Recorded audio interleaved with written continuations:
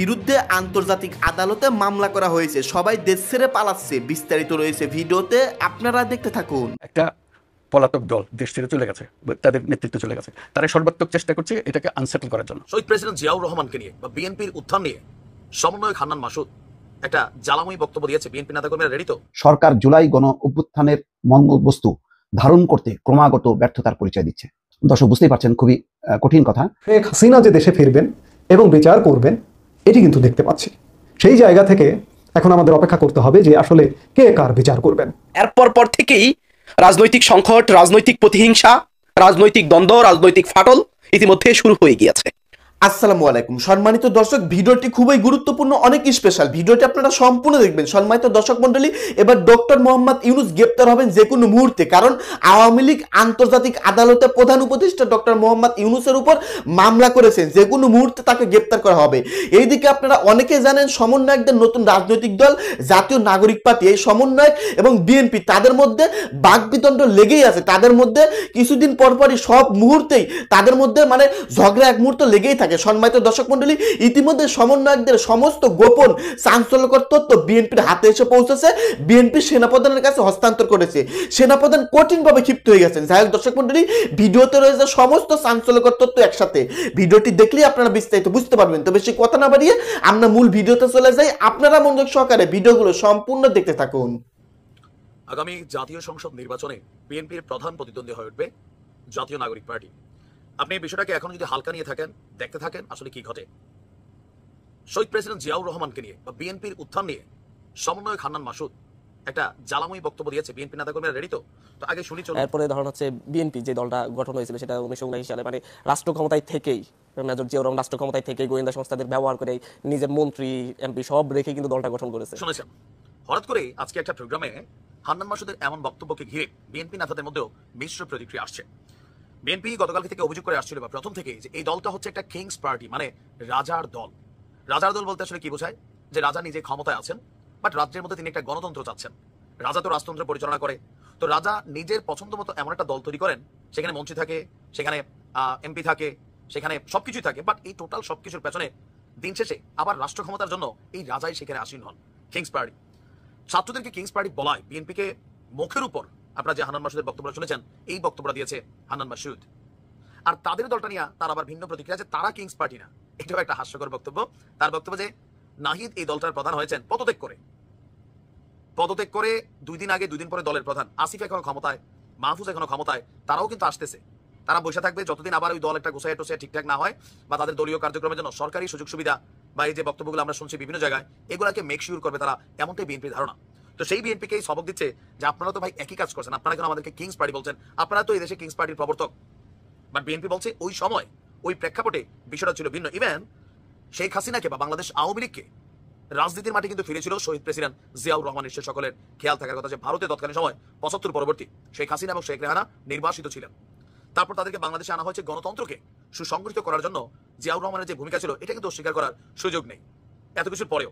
এখন ছাত্ররা যে ওয়েতে আগাচ্ছে, তাদের যে এথিক্স, অন্যান্য রাজনৈতিক দলগুলোর ব্যাপারে তাদের যে গণহারে বক্তব্য, যে তারা ছাড়া বাংলাদেশকে আগামী দিনে পরিচালনা করার জন্য কোনো রাজনৈতিক দলের যোগ্যতা নাই, নেতৃত্ব নাই, সব চান্দাবাজ, লুটেরা, দখলদার, তারপর হচ্ছেন যে বাণিজ্যবাজ, তাদের মধ্যে তো কিছু কিছু দেখা যাচ্ছে এখন, তাই না?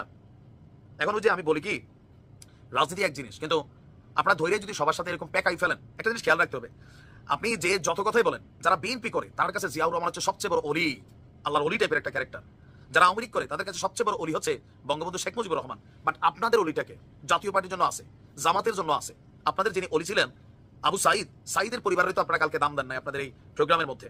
তো আপনাদের মধ্যে কোন সেই ক্যারেক্টার যাকে মানুষ মনে করবে he is the right person এবং তাকে বেসিস করে এই দলটা তৈরি হবে?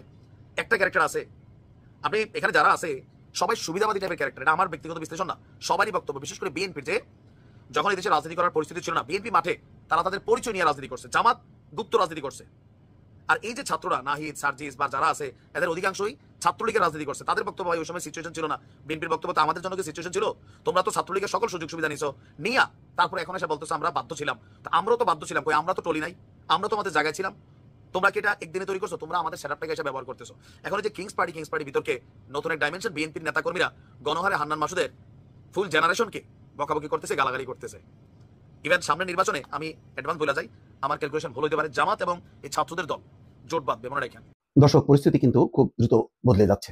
যারা একসময় শেখ হাসিনার পতনের আন্দোলনে খুবই সক্রিয় ছিল, বক্তব্য রেখেছে, একটা রাজনৈতিক পট পরিবর্তনের পক্ষে যারা সোচ্চার ছিল, যারা রাজপথে কথা বলেছে, গণমাধ্যমে বক্তব্য দিয়েছে, আজকে তারা কিন্তু ভিন্ন সুরে কথা বলছে। গণতান্ত্রিক অধিকার কমিটি একটি নাগরিকদের বা সুশীল সমাজ অথবা বুদ্ধিজীবীদের একটি সংগঠন, গণতান্ত্রিক অধিকার কমিটি, তারা বলছে সরকার জুলাই গণ অভ্যুত্থানের বস্তু ধারণ করতে ক্রমাগত ব্যর্থতার পরিচয় দিচ্ছে। দর্শক, বুঝতেই পারছেন খুবই কঠিন কথা যে কারণে জুলাই গণ অভ্যুত্থান ঘটেছিল তার যে মর্মার্থ, তার যে অন্তর্নিহিত যে তাৎপর্য, সেটি বুঝতে সরকার ক্রমাগতভাবে ব্যর্থ হচ্ছে। জুলাই গণ অভ্যুত্থানের পর যেখানে জনগণের রাজনৈতিক, গণতান্ত্রিক, নাগরিক অধিকার সুরক্ষিত হওয়ার কথা, সেখানে প্রতিনিয়ত জানমালের নিরাপত্তা হুমকির মুখে পড়েছে বলে উল্লেখ করেছে গণতান্ত্রিক অধিকার কমিটি।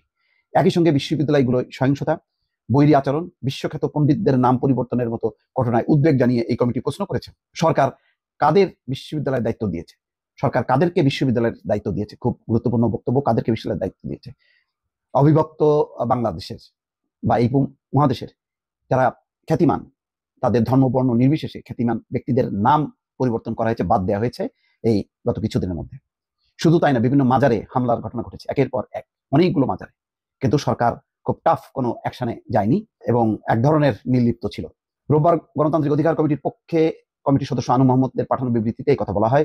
বিবৃতিতে বলা হয়, সারা দেশে খুন, ধর্ষণ, মব সহিংসতা, হত্যাকাণ্ডের ঘটনা বৃদ্ধি পাচ্ছে। বিভিন্ন ধরনের সাংস্কৃতিক তৎপরতা বাধাগ্রস্ত হচ্ছে। নারীরা চলাফেরা, খেলা ইত্যাদির উপর আক্রমণ হচ্ছে। এমনকি প্রকাশ্যে দেশের শীর্ষস্থানীয় কয়েকজন লেখক শিক্ষককে হত্যার হুমকি দিয়ে তা ব্যাপক প্রচার করার পরও হুমকিদাতার বিরুদ্ধে কোনো ব্যবস্থা নেওয়া হয়নি। আবরার হত্যায় মৃত্যুদণ্ডপ্রাপ্ত আসামি সহ বিভিন্ন গুরুতর অপরাধীদের জেল থেকে পালানোর খবর পাওয়া যাচ্ছে। কক্সবাজারের সমিতি পাড়ায় নিরস্ত্র জনগণের উপর বিমান বাহিনীর গুলিবর্ষণের ঘটনার খবরও পাওয়া গেছে। এসব বিষয়ে সংশ্লিষ্ট উপদেষ্টার জবাবদিহি ও প্রয়োজনীয় ব্যবস্থার দাবি জানিয়ে গণতান্ত্রিক অধিকার কমিটি বলেছে, সংবাদ মাধ্যমকে এসব ঘটনা যথাযথভাবে মানুষকে জানানোয় সক্রিয় হতে হবে। গণতান্ত্রিক অধিকার কমিটি বিশ্ববিদ্যালয়গুলোর পরিস্থিতি নিয়ে চিন্তিত উল্লেখ করে বলেছে, সেখানেও নারীর প্রতি বৈরী আচরণ এবং সহিংসতা থেমে নেই। চট্টগ্রাম বিশ্ববিদ্যালয়ে দলবদ্ধ সহিংসতার প্রতিবাদ করায় 9 নারী শিক্ষার্থীকে বহিষ্কার এবং তাদের প্রতি প্রক্টরের ভিন্ন আচরণ কার্যত যৌন নিপীড়নের পক্ষে প্রশাসনের অবস্থান নির্দেশ করে। এই বিশ্ববিদ্যালয়ের একটি ভবনের নাম বাংলাদেশের মুক্তিযুদ্ধ বিরোধী সক্রিয় নেতা ফজলুল কাদের চৌধুরীর নামে রাখায় বিস্ময় প্রকাশ করেছে গণতান্ত্রিক অধিকার কমিটি। অর্থাৎ মুক্তিযুদ্ধ বিরোধী সক্রিয় নেতা ছিলেন ফজলুল কাদের চৌধুরী, তার নাম রাখায় বিস্ময় প্রকাশ করেছে। তারা দ্রুত প্রক্টর পরিবর্তন, নামকরণ ও ছাত্রী বহিষ্কারের এসব অন্যায় সিদ্ধান্ত বাতিলের দাবি জানিয়েছে। এছাড়াও খুলনা বিশ্ববিদ্যালয়ে বিশ্বখ্যাত পণ্ডিত, বিজ্ঞানী, দার্শনিক ও কবিদের নাম বিভিন্ন ভবন থেকে বাদ দেওয়ার ঘটনায় ক্ষোভ প্রকাশ করে কমিটি বলেছে, কাদের সরকার বিভিন্ন বিশ্ববিদ্যালয়ে দায়িত্ব দিয়েছে তা চিন্তা করে তারা উদ্বিগ্ন।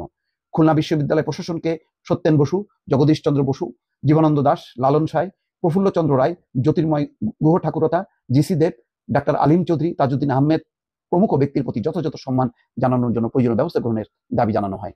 দর্শক, বুঝতে পারছেন যে খুবই গুরুত্বপূর্ণ কয়েকটা পয়েন্ট উল্লেখ করেছে।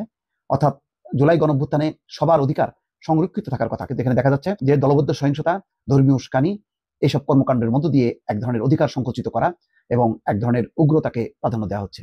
সেই পরিস্থিতির পরিবর্তন করতে বলেছে গণতান্ত্রিক অধিকার। কে কার বিচার করবে এই প্রসঙ্গটি নিয়ে, কে কার বিচার করবে এই প্রসঙ্গটি এই জন্যই বলছি যে আওয়ামী লীগ সরকার পতনের পর থেকে ইউনূসের সরকারের পক্ষ থেকে বারবার প্রতিনিয়ত আমরা শুনছি যে শেখ হাসিনা এবং আওয়ামী লীগ নেতাদের বিচার করা হবে। এই লক্ষ্যে আন্তর্জাতিক অপরাধ ট্রাইব্যুনাল দখলে নেওয়া হয়েছে। কার পক্ষ থেকে দখলে নেওয়া হয়েছে? জামাতে ইসলামের পক্ষ থেকে। এই যে আন্তর্জাতিক অপরাধ ট্রাইব্যুনালের ট্রাইব্যুনালের সঙ্গে যারা জড়িত, চিফ প্রসিকিউটর, অন্যান্য প্রসিকিউটর এবং এখানে বিচারের সঙ্গে যারা জড়িত, তারা সবাই অলমোস্ট জামাত ইসলামের। চিফ প্রসিকিউটর তাজুল ইসলামের কথাই যদি বলেন, তাজুল ইসলাম কার? জামাত ইসলামের। তিনি যুদ্ধাপরাধী এবং জামাতের নেতাদের পক্ষের একজন আইনজীবী ছিলেন। তিনি এখন আন্তর্জাতিক অপরাধ ট্রাইব্যুনালের চিফ প্রসিকিউটর। তাজুল ইসলামের পক্ষ থেকেও প্রতিনিয়ত বাগডম্বর করা হচ্ছে যে খুব দ্রুত বিচার করা হবে। তার উপরে আইন উপদেষ্টা আসিফ নজরুল প্রতিনিয়ত বাগডম্বর করে যাচ্ছেন যে দ্রুত বিচার করা হবে শেখ হাসিনার। আসলে কে কার বিচার করবে এই প্রশ্নটি এসে যাচ্ছে। খবরে প্রকাশ যে প্রাক্তন প্রধানমন্ত্রী শেখ হাসিনাকে আবারও সরকারের তরফে, তাজুল ইসলামের তরফে জানা গেল যে প্রাক্তন প্রধানমন্ত্রী শেখ হাসিনাকে দেশে ফেরানোর তোড়জোড় চলছে। তাজুল ইসলাম বলেছেন যে 1-1.5 মাসের মধ্যেই তার বিরুদ্ধে বিচার প্রক্রিয়া শুরু হবে। শনিবার বিকেলে ঢাকার একটি অনুষ্ঠানে গিয়ে এই মন্তব্য করেন তিনি জানান, ইন্টারপোলের মাধ্যমে শেখ হাসিনাকে বাংলাদেশে ফেরানোর চেষ্টা চলছে। ভারতের সঙ্গে এ বিষয়ে বাংলাদেশের যে চুক্তি রয়েছে তাও মনে করিয়ে দেন তিনি। তাজুল বলেন, হাসিনা সহ গুরুত্বপূর্ণ কিছু মামলার তদন্ত প্রতিবেদন আমরা মার্চ মাসের মধ্যেই হাতে পেয়ে যাব বলে আশা করছি। যদি আনুষ্ঠানিকভাবে এই প্রতিবেদন পেয়ে যায় 1-1.5 মাসের মধ্যেই বিচার প্রক্রিয়া শুরু করে দেওয়া হবে। কতদিন ধরে তা চলবে এখনই বলা সম্ভব নয়। নথির পরিমাণ, সাক্ষীদের বয়ান বিচার করে আদালত সেই সংক্রান্ত সিদ্ধান্ত নেবে। আমাদের দিক থেকে যত দ্রুত বিচার প্রক্রিয়ায় কাজ এগোনো যায় সেই চেষ্টা করব। ট্রাইব্যুনালের বিচার কোনো বিরতি ছাড়াই চলবে। শেখ হাসিনার বিচার সংক্রান্ত বিষয়ে তাড়াহুড়া করছেন না বলেও জানান তাজুল। এ বিষয়ে সাধারণ মানুষের আকাঙ্ক্ষাও যাতে নষ্ট না হয়ে যায় তা নিশ্চিত করা হবে, এমনটাই বলেছেন তাজুল ইসলাম ইত্যাদি ইত্যাদি বলেছেন। এর আগে আইন উপদেষ্টা কয়েকদিন আগে, বেশ কিছুদিন আগে বলেছিলেন যে অক্টোবরের মধ্যে বিচার কাজ শেষ করা হবে। অর্থাৎ বিচারের ব্যাপারে একটা তাড়া আছে, তাড়াহুড়া চলছে, বিচার বাস্তবায়নের চেষ্টা চলছে। আমি এর আগেও একাধিক ভিডিওতে বলেছি যে আওয়ামী লীগ প্রধান শেখ হাসিনা এবং জেলেবন্দি আওয়ামী লীগের যেসব নেতা আছেন তাদেরও বিচার প্রক্রিয়া চলছে, বিচার করা হবে এবং অতি দ্রুততার সাথে এই সরকার যদি সময় পায়, অক্টোবর পর্যন্ত যদি সময় পায় কিংবা তার আগে পর্যন্ত যদি সময় পায়, তাহলে কয়েকজন আওয়ামী লীগ নেতাকে ফাঁসিতে ঝুলিয়ে দেবে। এখন একই সাথে প্রশ্ন করতে চাই যে কে কার বিচার করবে আসলে। 28 ফেব্রুয়ারি রাতেও আওয়ামী লীগ প্রধান শেখ হাসিনা ভার্চুয়ালি আওয়ামী লীগের ফেসবুক পেজ এবং ইউটিউব চ্যানেলে যুক্ত হয়েও তিনি দেশে ফেরার দৃঢ় আশাবাদ ব্যক্ত করেছেন এবং সেই চ্যানেলে যুক্ত হয়েছিলেন তিনি মূলত আওয়ামী লীগের নির্যাতিত নেতা কর্মীর দুঃখগাথা শুনে তার বক্তব্যে তিনি বলেছেন, আমি দ্রুত দেশে ফিরব এবং দ্রুত দেশে ফিরে এই অপরাধীদের এবং মোহাম্মদ ইউনুস গণের বিচার করব। এখন প্রশ্ন হচ্ছে কে কার বিচার করবে? আসলে সর্বোচ্চ বিচারক এবং সর্বোচ্চ পরিকল্পনাকারী তো মহান আল্লাহ পাক। তিনি কাকে কোন অন্যায়ের বিচার হতে দেবেন তিনিই জানেন। একদিকে মোহাম্মদ ইউনুস এবং মোহাম্মদ ইউনুসের লোকজন বলছে শেখ হাসিনা এবং আওয়ামী লীগ নেতাদের গণহত্যার দায়ে বিচার করবেন, আরেকদিকে শেখ হাসিনা বলছেন তিনি দেশে ফিরবেন এবং মোহাম্মদ ইউনুসের বিচার করবেন, ইউনুস গণের যারা জড়িত আছেন তাদের বিচার করবেন। আসলে কি ঘটতে যাচ্ছে? আসলে আপাত দৃষ্টিতে যেটি দেখা যাচ্ছে সেটি হচ্ছে বাংলাদেশের ভেতরেই আভ্যন্তরীণ বাগড়ম্বর চলছে। এই যে ইন্টারপোলের মাধ্যমে শেখ হাসিনাকে ফিরিয়ে আনবার কথা বলছে, এগুলো শুধুমাত্র বোগাস আলাপ, এগুলো চাপাবাজি, এগুলো গালাবাজি ছাড়া কিছু নয়। ইন্টারপোল এ ধরনের কোনো ইনিশিয়েটিভ নেবেই না এবং শেখ হাসিনা যে জায়গায় আছেন ভারতের কাছে, সেই জায়গায় ভারতও তাকে ফিরিয়ে দেবেন না। তাহলে শেখ হাসিনার কিভাবে বিচার করবেন? আবার শেখ হাসিনা দেশে ফিরে আসবার দৃঢ় আশাবাদ ব্যক্ত করছেন কেন? তিনি এতটা দৃঢ় আশাবাদ ব্যক্ত করছেন কেন? তার কণ্ঠে এতটা জোর কেন? তার কণ্ঠে এতটা জোর থাকবার কারণ হচ্ছে কূটনৈতিক তৎপরতা। কূটনৈতিকভাবে শেখ হাসিনা পতিত আওয়ামী লীগ সরকার কিংবা কদিন আগে পতন হয়েছেন তিনি বর্তমানে সাবেক, কিন্তু কূটনৈতিকভাবে শেখ হাসিনা কিন্তু এখনও শ্রেষ্ঠত্বের জায়গায় আছেন। সেই জায়গায় কূটনৈতিকভাবে মোহাম্মদ ইউনুস কিংবা জামাতে ইসলামী কিংবা বিএনপি এখনও পিছিয়ে আছেন।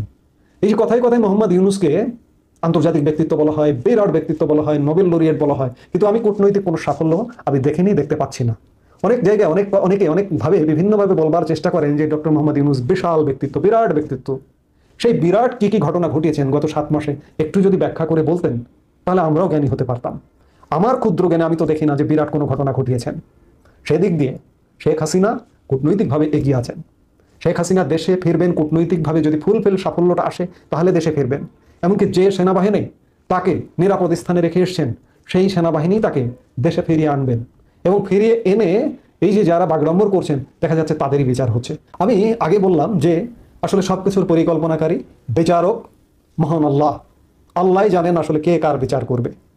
মোহাম্মদ ইউনুসের পক্ষে বিচার করে যাওয়া কোনোভাবে দেখতে পাচ্ছি না।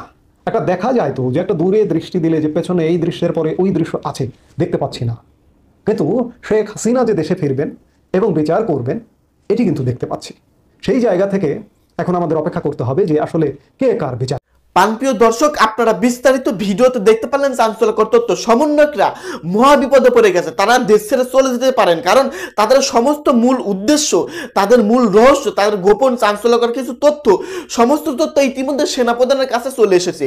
বিএনপি এবং সমন্বয়কদের মধ্যে সংঘর্ষ যে কোনো মুহূর্তে লেগে যেতে পারে। এদিকে আবার আওয়ামী লীগের বড় বড় নেতাকর্মী মজুমদার, আপনারা অনেকেই তাকে চিনেন, তিনি ডক্টর মোহাম্মদ ইউনুস সহ 62 জনের বিরুদ্ধে আন্তর্জাতিক আদালতে মামলা করেছে। ডক্টর ইউনুস যে কোনো মুহূর্তে গ্রেপ্তার হবেন, কারণ ডক্টর ইউনুসকে প্রধান আসামি করে মামলা করা হয়েছে। যাই দর্শক, এই সম্পর্কে আপনারা কি বলতে চান? আপনাদের মূল্যবান মতামত ভিডিওর কমেন্ট বক্সে অবশ্যই লিখে ঝটপট জানিয়ে দিবেন। ভিডিওর সঙ্গে সম্পূর্ণ আকারে থাকার জন্য আপনাদের সবাইকে অসংখ্য ধন্যবাদ।